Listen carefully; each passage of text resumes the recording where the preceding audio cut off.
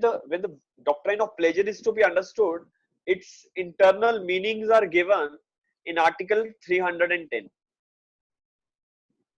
Article number 310 में हमें doctrine of pleasure देखने को मिलेगा। और डॉक्ट्राइन ऑफ प्लेजर है क्या, मैं आपको पहला सिंप्लीफाई इसको कर देता हूं। देखो, यूनियन गवर्नमेंट के अंडर या स्टेट गवर्नमेंट के अंडर कोई भी व्यक्ति की अगर अपॉइंटमेंट हो रही, तो any person who is appointed either by the union government or by the state government, their appointments are at the pleasure of a particular person. अगर यूनियन गवर्नमेंट ने किसी को अपॉइंट किया है, that person is holding the office according to the pleasure of the president. And similarly अगर state government के under कोई व्यक्ति अगर नौकरी कर रहा है, तो that person is to be appointed and he works as per the pleasure of the governor. Now when we understand the two things, article 310 थोड़ा सा एम्बिगियस है, और उसको एक क्लियर मीनिंग देने के लिए we have the different laws. हमारे पास सिविल सर्विसेज के रूल्स बनाए जाते हैं, अलग अलग कैटेगरी के अलग अलग डिपार्टमेंट्स के लोगों के लिए अलग अलग रूल्स बनाए गए हैं, जिसके अकॉर्डिंगली हम कैसे उनकी नौकरी चलेगी, कितनी देर तक चलेगी, क्या सिक्योरिटी है उनकी नौकरी को लेके, वो अलग अलग रूल्स में हमें देखने को मिलता है। But if we talk about only article 310, it is somewhere which provides that there is insecurity in the persons who are working in the different fields of the departments in the union and the state government. Article 310 एक बार आप reference में अगर देखेंगे, that is the tenure of the persons serving under union and state. So what is written over here, that except as expressly provided in this constitution, every person who is the member of a defense services or a civil services of the union or of all India services, or hold any post connected with defense, civil post under the union, holds office during the pleasure of the president. During the pleasure of the president, and every person who is the member of the civil services of the state holds the office during the pleasure of the governor. Now, when we simply understand Article 310, it clearly says that any person who is holding any office under the defense services or civil services under the union or the state, they people are working and holding the office only during the as per the pleasure of the president or governor, as the case is. Now, ultimately, is this Article 310 is giving any security to those persons who are being appointed under the union or the state? क्या article 310 ने कोई security दी? इन्होंने तो सीधा कह दिया कि आप अगर अपॉइंट किए जा रहे हैं यूनियन या स्टेट गवर्नमेंट के अंडर, तो आपकी नौकरी तब तक है जब तक राष्ट्रपति या गवर्नर साहब चाहते। Yes, no, it is something which creates insecurity in regard to the specific term, है कि नहीं? इनसिक्योरिटी तो है कि हम कब तक नौकरी करेंगे, हमें बता दो, but is the specific term that we will do a particular job, and similarly what will be the tenure of the particular job, etc., and many things are incidental to this. So when the civil servants or the defense personals are being appointed, there must be some security in regard to the tenure of the services, and regard to the payment of remunerations, etc., how they will be removed or dismissed from their office or suspended from their office. इसको लेके article 310 बिल्कुल silent, आपने अभी पढ़ा। तो क्या हम सिर्फ राष्ट्रपति महोदय के या गवर्नर साहब के अकॉर्डिंगली काम करेंगे, या उन्होंने अगर एक ऑर्डर जारी कर दिया कि आज से आपकी नौकरी खत्म, तो क्या हमारी नौकरी खत्म हो जाएगी? ये एक इशू जो है, ये डिस्कशन का एक point, because Article 310 is bluntly silent upon this point. Now coming to the topic, अब दो लाइनें शुरू करेंगे, पहले लिखिए जरा। आपको डॉक्ट्राइन ऑफ प्लेजर पे सवाल आ जाता है कभी कभी, स्पेसिफिकली अगर हायर जुडिशरी की बात करें तो लास्ट ईयर भी आया है। So now it is something which is, अगर हम सिर्फ आर्टिकल 310 की इंटरप्रिटेशन करें, तो कहीं ना कहीं किसी भी व्यक्ति को जब आप अपॉइंट कर रहे हैं और आपने कह दिया कि he is working as per the pleasure of the president और governor, then there is a kind of insecurity, there is a kind that आपका कोई रैंक जो है उसको रिड्यूस ना कर दिया जाए, आपको डिमोट ना कर दिया जाए, आपको डिसमिस, आपका रिमूवल, आपका सस्पेंशन, ये सारी चीजें प्लेजर ऑफ प्रेसिडेंट पे या गवर्नर पे चलेंगे या इसके लिए कोई तरीका है हमारे पास? आर्टिकल 311 एक बार अगर आप देखें तो 311 में कुछ एक चीजें रखी गई हैं, that is the procedural safeguards. इसको हम कह सकते हैं कि article 311 is providing procedural safeguards if a person is being appointed under the union or the state government. And what it is saying, that no member who is no person who is the member of civil services of union or all India services or civil services of state under the union shall be dismissed or removed by an authority subordinate to that by which he was appointed. तो ये पहला point आपको मिल गया कि जो व्यक्ति आपको appoint कर रहा है, रिमूवल की अथॉरिटी उसी रैंक के व्यक्ति के पास जो है रहेगी या उसके ऊपर के रैंक के व्यक्ति के पास हो सकती है, लेकिन सबऑर्डिनेट व्यक्ति आपको फिर रिमूव नहीं कर सकता। कहने का मतलब आपने आई बिलीव सीपीसी में जब हम रेस जुडिकाटा पढ़ते हैं तो स्टेट ऑफ यूपी वर्सेस नवाब हुसैन का केस एक बड़ा फेमिलियर केस है 1977 का, मैं उसका जिक्र आपके साथ करता हूं। एक व्यक्ति जो कांस्टेबल है,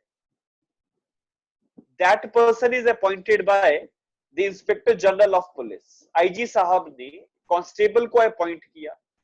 अपॉइंटिंग अथॉरिटी ये, जो व्यक्ति अपॉइंट करता है, रिमूवल उसी रैंक का व्यक्ति या उसके ऊपर के रैंक का व्यक्ति कर सकता है। ये आपने अभी पढ़ा। और आर्टिकल 311 में भी यही चीज लिखी है, that any person who is appointed as a member of the civil services of the union or all India services or civil services of the state or holds a civil post, this one, or holds the civil post under the union or state shall be dismissed according to by the authority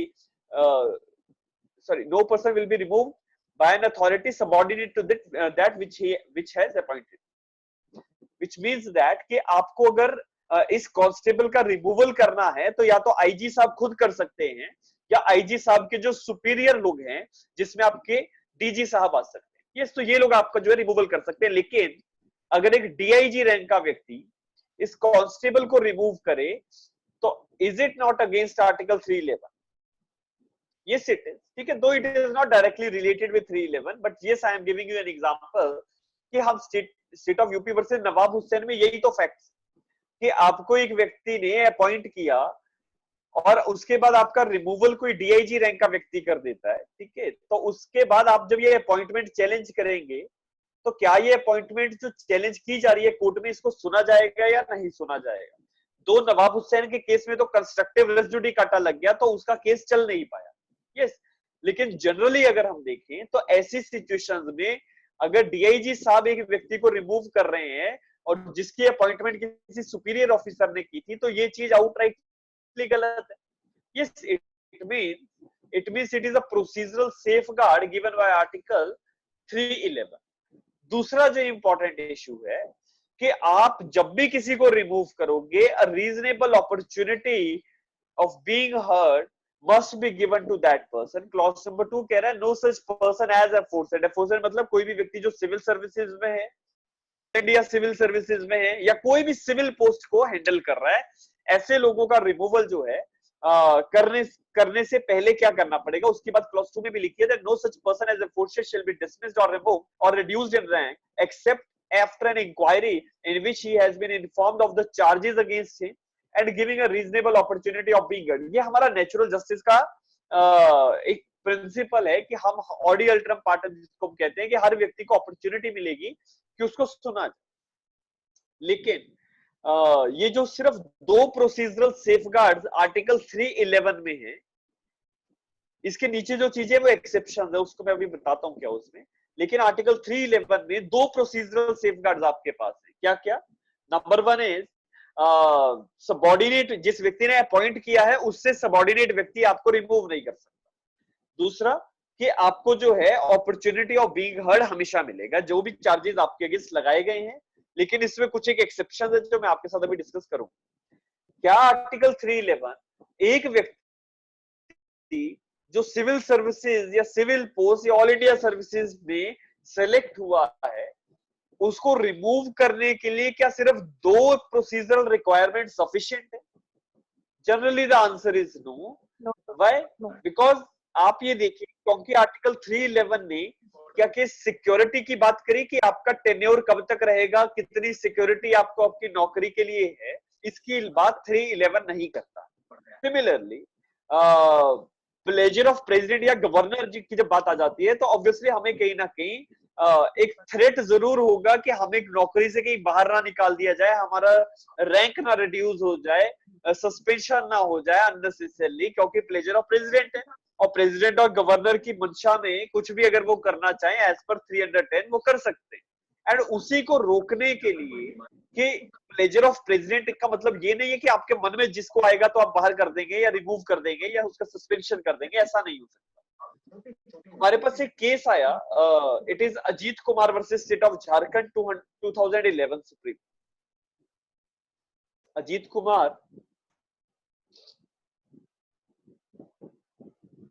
versus state of Jharkhand. Now, when we interpreted the doctrine of pleasure in this case in 2011, the Supreme Court had held that although it is the pleasure doctrine of pleasure is there, but the same cannot be said to be an absolute thing. आप इसको absolute नहीं कर सकते कि president या governor अपनी मर्जी से जो कर ले। It is subject to certain conditions that whenever the government servant is appointed and thereby he is to be dismissed or removed from his office, or he is to be reduced in the rank, there must be a departmental inquiry must be conducted. And if the departmental inquiry is conducted, only then we will get to know whether that person against whom you are alleging the charges, whether those charges are genuine or they are frivolous. And similarly, but whatever the misconduct, the people are saying that the civil servant has misconducted, and thereby the inquiry must be there, and only after holding such inquiry, if that person is found guilty, only then such person can be removed or dismissed. Otherwise, you cannot. Yes, and similarly, the other things are there that we have different laws. हमारे पास civil services के rules हैं, हमारे पास कुछ एक exceptions हैं, जिन exceptions की जब बात आ जाती है तो हमें वो स्पेसिफिक रूल्स फॉलो करते हुए ही डिसमिसल या सस्पेंशन में जाना है। और वो रूल्स जनरली क्या है कि आप सिविल सर्विसेज के अगर कभी रूल पढ़े तो वहां पे लिखा गया है कि कोई भी व्यक्ति जो अपॉइंट होगा वो 60 साल तक की उम्र तक काम करेगा सिविल सर्विसेज में या ऑल इंडिया सर्विसेज में। तो वो चीजें आपके कॉन्स्टिट्यूशन में नहीं। Constitution is ultimately silent upon this issue, and Constitution is only saying that any person who is holding the civil service, civil servant is that person is, or he is selected in the all India services, then that person will work according to the pleasure of the president. But as far as the pleasure of president is concerned, it is not outrightly an absolute thing. The pleasure of president is somewhere conditioned with the rules which related to the civil services, and that is why Ajit Kumar versus State of Jharkhand has clearly held that there must be the departmental inquiry must be conducted, and when the departmental inquiry is conducted, only then we will get to know whether the misconduct, the persons who are alleging that misconduct is there, whether that thing is genuine or it is frivolous. Otherwise, if we say that only according to the pleasure of the president you can remove a person, it is somewhere no one will join the civil services. Yes or not? अगर आपको ये कहा जाए कि आप all India judicial services, दो it will come सून, ठीक है 2022 में शायद आ जाए, ये कभी भी आ सकता है 2022 के बाद। So ultimately all India judicial services is something like all India services. जिस तरह से आपके आईएएस या आईपीएस या आईआरएस ऑफिसर्स हैं, उसी तरह से ऑल इंडिया जुडिशियल सर्विसेज अगर 2022 में या इसके बाद जब भी कह रहे हैं निकल जाएगा, so ultimately you are holding the office under the union or the state government as the case is, but ultimately it is now a constitutional machinery which is allowing the all India judicial or all India services can be there. So Article 310 will be automatically attracted. Yes, and when Article 310 is automatically attracted, we all are working, whosoever is that person who is holding the civil post, that is he is the civil servant or he is in the defense, that person is holding the office according to the pleasure of president. आप अगर ये देखें कभी भी कोई IAS या IAS या IPS officers बनते हैं या कोई भी व्यक्ति है, तो उस व्यक्ति की अपॉइंटमेंट का जो लेटर आएगा that is directly from the president of India.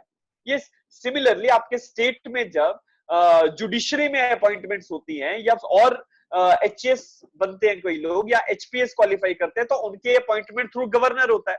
तो governor is the appointing authority and ultimately तो देखो हमारे पास जो मशीनरी है वो अलग है, that is the commission will appoint etc and so on, but the executive head is the governor or the president and that particular person is appointing, and thereby Article 310 is attracted that we are working according to the pleasure of president. It means whenever the president will say that you kindly Mr. leave the office, we have to leave. Yes, that is 310, and ultimately that is what I am saying, that it is somewhere which is not a clear provision in regard to the services of the civil servants, and that is why we have the civil services rules which provides that कि कोई भी व्यक्ति जिसका appointment हो रहा है तो कितना टेन्योर रहेगा, कितने समय तक वो नौकरी करेगा, कंडीशंस क्या होंगी उसकी नौकरी करने की, किस कंडक्ट के होने पे उसका रिमूवल किया जाएगा, किस कंडक्ट के होने पे प्रोसिक्यूशन चलाया जा सकता है, किस कंडक्ट के होने पे उसके अगेंस्ट आप डिपार्टमेंटल इंक्वायरीज कर सकते हैं, and that is all thing which is there in the civil services rules of the state as well as the center. But we have Article 310 also, and 310 is not absolute in itself. We have to read Article 310 and 311 in regard to the rules made by the union and the state, and according to that the civil servants or all these people